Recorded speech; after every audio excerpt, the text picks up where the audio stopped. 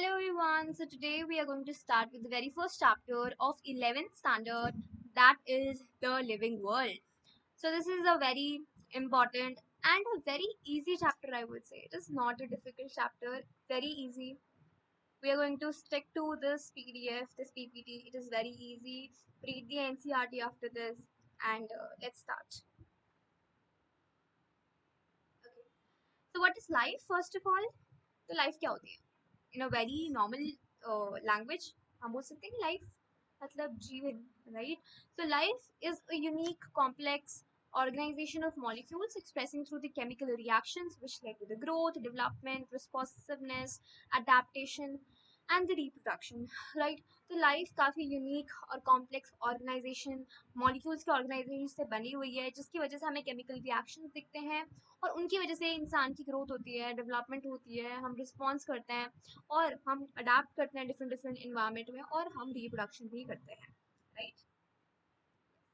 Now what is a living organism? एक living organism क्या होता है? तो ये बहुत बेसिक डेफिनेशन है जो कहीं नहीं आने वाली, बट फिर भी आपको पता होनी चाहिए, right? Because you are jumping into 11th after 10th standard and you must be preparing for NEET, so इस तरीके से the NCERT is important, but to get a crisp and a basic idea of what is there in the chapter, this PPT is the best. I got it from my teacher and amazing PDF.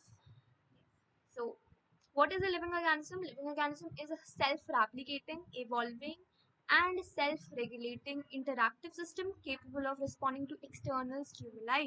तो एक living organism क्या होता है? जो self replicating होता है, मतलब खुद रेप्लिकेट कर सकता है, ठीक है, इवॉल्व कर सकता है और सेल्फ रेगुलेटिंग होता है, जो interactive system regulating interactive system capable of responding to हम external environment, आपको पता होगा हम external stimuli से respond करते हैं. if someone is coming to beat me तो भाग जाऊंगे वहाँ से, है ना?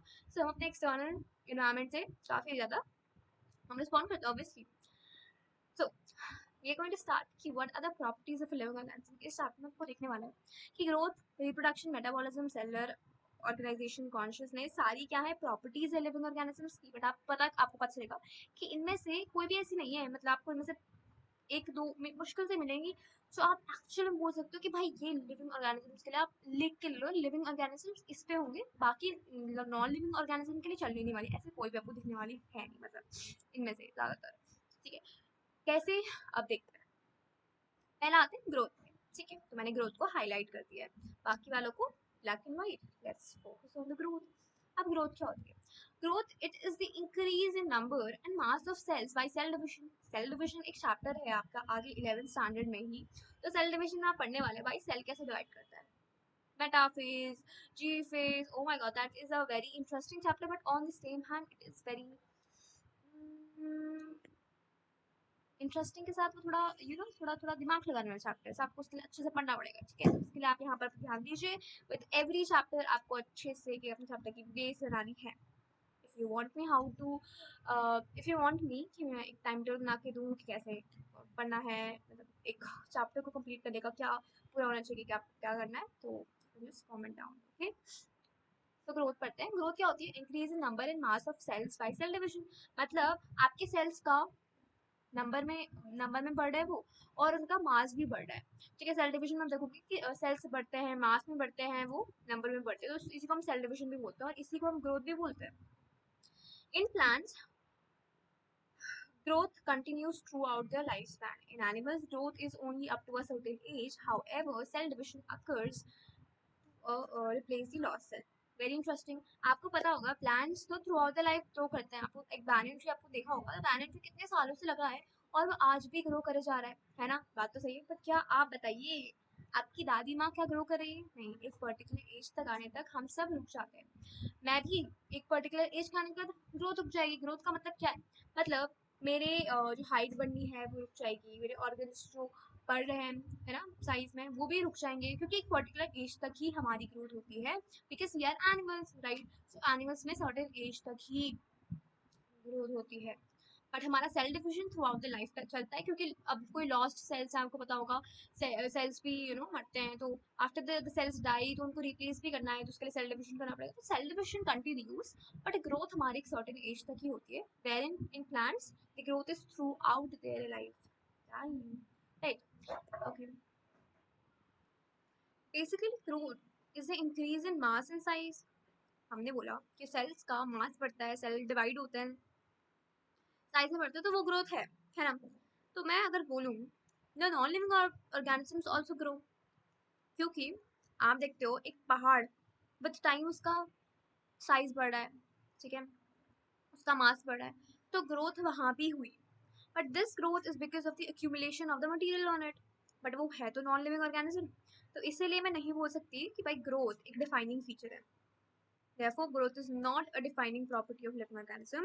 In living organism, growth is from inside. हम पे growth बाहर से होती है, नॉन लिविंग पे सॉरी लिविंग ऑर्गेनिज्म पे ग्रोथ अंदर से होती है, और नॉन लिविंग ऑर्गेनिजम्स पे ग्रोथ बाहर से होती है। हमारे जो सेल्स डिवाइड होते हैं वो हमारे अंदर ही डिवाइड होते हैं, और हमारी ग्रोथ अंदर से हो रही होती है सारे, बट अंदर से हो रही है इसलिए बाहर दिख रही है। बट वहीं नॉन लिविंग ऑर्गेनिज्म में पहाड़ इतने बड़े हो रहे होते हैं, तो बाहर से एक्यूमुलेशन होता है चीज़ों का, इसलिए उनकी हाइट बढ़ती है। ओके जी, तो अब आगे बढ़ते हैं, ठीक है। अब है भाई रिप्रोडक्शन। सेकेंड चीज हमारी रिप्रोडक्शन आती है, जो हमारी दूसरी प्रॉपर्टी है लिविंग ऑर्गेनिज्म।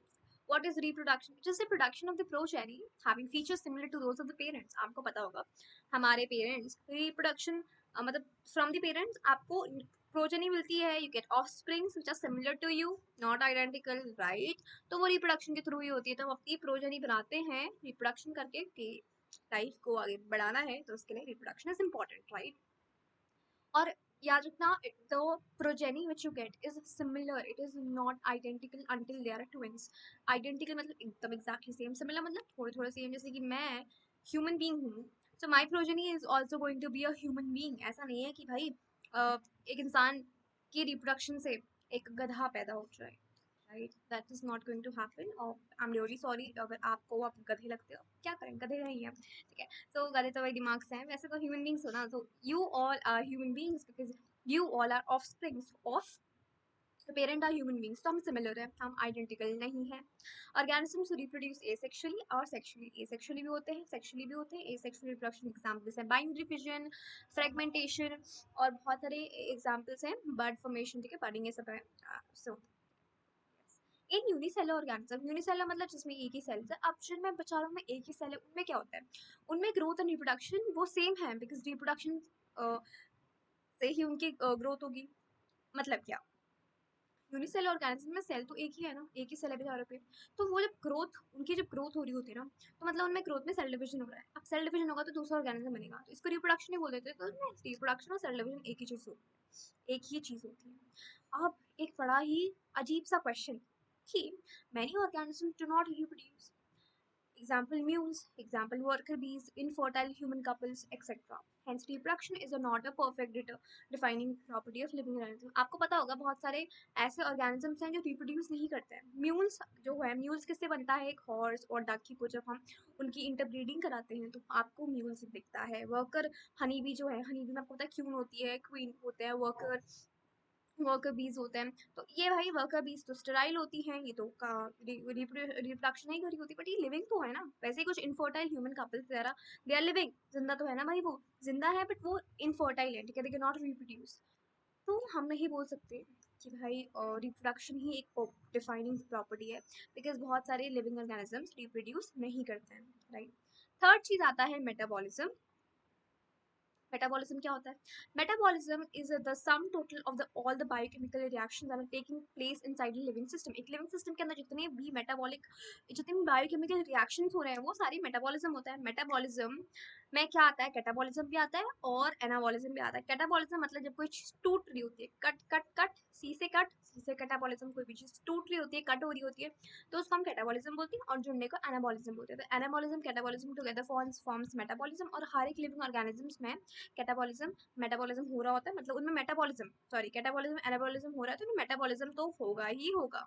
बढ़िया जी, ओके। सो हम बोल सकते हैं it is the defining feature of the living organisms. Can I से दिस? आई कैन डेफिनेटली से this that metabolism is a defining feature of living organism. ये भाई हम याद रख लेंगे कि पहली चीज यहाँ पर आई है कि भाई मेटाबॉलिज्म इन्होंने फाइनली बोल दिया कि ये हमारा डिफाइनिंग फीचर है, okay.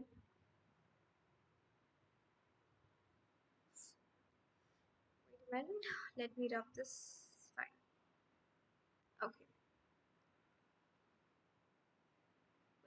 color should I choose? The same color. We should keep the same color. Okay. Now metabolism. Metabolic reactions can be demonstrated outside the body in selfies, such as you know that in a lab.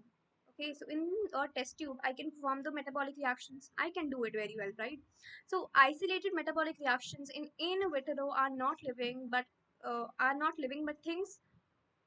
Uh, अच्छा but living reactions. Okay, हाँ बोल रहे हैं कि भाई आपके जो reactions आपके टेस्ट ट्यूब में हो रहे हैं वो भी मेटाबॉलिक रिएक्शंस है.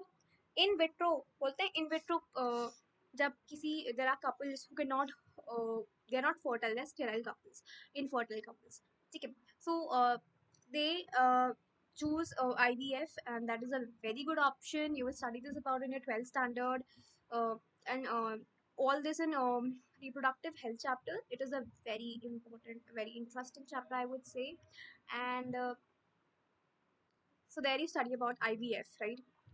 So in vitro fertilization, there we see that the fertilization is taking place outside the body in the test tube, and metabolic reaction are taking place.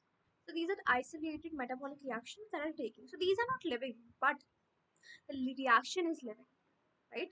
The reaction is living. Now we come to the cellular organization. That means organisms are made up of more than one cell. We know we are multicellular. Okay, there are many organisms that are unicellular, but you know we are multicellular. It is the defining feature of living organism. If I say that cellular organization is the defining feature of living organisms, so that will be definitely correct. So we can say again, we got the this thing, cellular organization being the defining feature of living organism, because you will see all the living organisms, they consist of cell, right? Which can be one, which can be more. You see a lot of organisms that are unicellular, exactly, uni, and there are a lot of organisms, I'm really sorry. Oh, let me grab this. I hope you know. I'm trying to write unicellular. So there are many organisms that are unicellular, and there are many organisms that are multicellular. So in total, I can say that they consist of cell. Okay. So I would say that cellular organization is a defining feature of living organisms. It is a property, right? Okay. Now let's come to the last one, which is consciousness. What is consciousness? It is the ability of the organism to sense their environment and respond to the external stimuli. अगर मुझे कोई बंदर मेरे को ये बंदर, you can see this monkey looking at its own image यहाँ पर मिरर पे, तो देख के काफी खुश हो रहा होगा. जैसे आप लोग अपनी शक्ल देखते हो यू नो शीशे में, आपको लगता है कि मैं कैसे बंदर बन गया.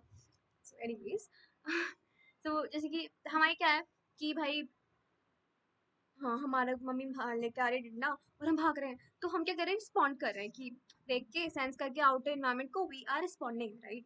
तो दिस इज वेरी इंटरेस्टिंग. तो ये क्या कॉन्शियसनेस है, हम पे ये एबिलिटी है ना कि हम अपने एक्सटर्नल इन्वायरमेंट को सेंस कर सके और उसको रिस्पॉन्ड कर सके. ठीक है, जैसे कि light, water, temperature.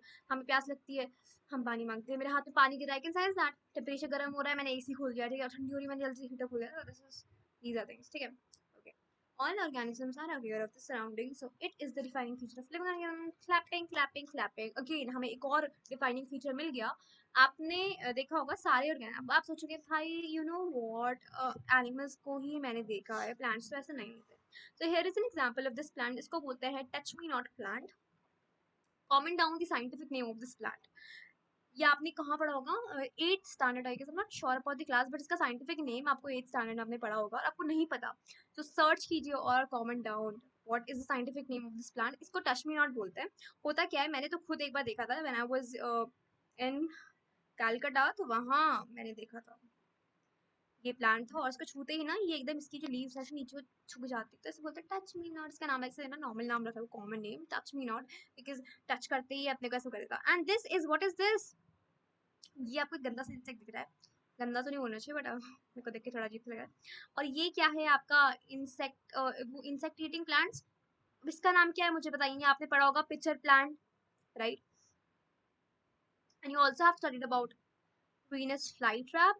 So this is Venus flytrap, and yes, so you can see कि whenever there is an insect उसके ऊपर, तो वो अपना मुंह बंद कर देता है एंड खा जाता है इन्हें. So very dangerous.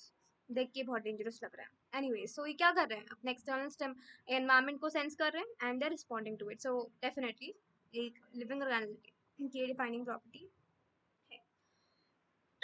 Now, consciousness is one thing, self consciousness is another thing. Why not talk about that? Human are the only organisms जिनमें self consciousness है, खुद के बारे में, how am I looking, what I have to do in my life and all these things, कि मतलब खुद के बारे में self consciousness होना एक human beings के बारे में के पास ही है, ठीक है? So with this we have completed this segment, which was the properties of living organisms. The next part will be about the diversity. आपने पढ़ा होगा इसका अगला टॉपिक जो है वो diversity है in living world. We are going to do it in the next video.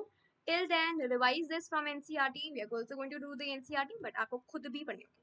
Take care. Bye. God bless you.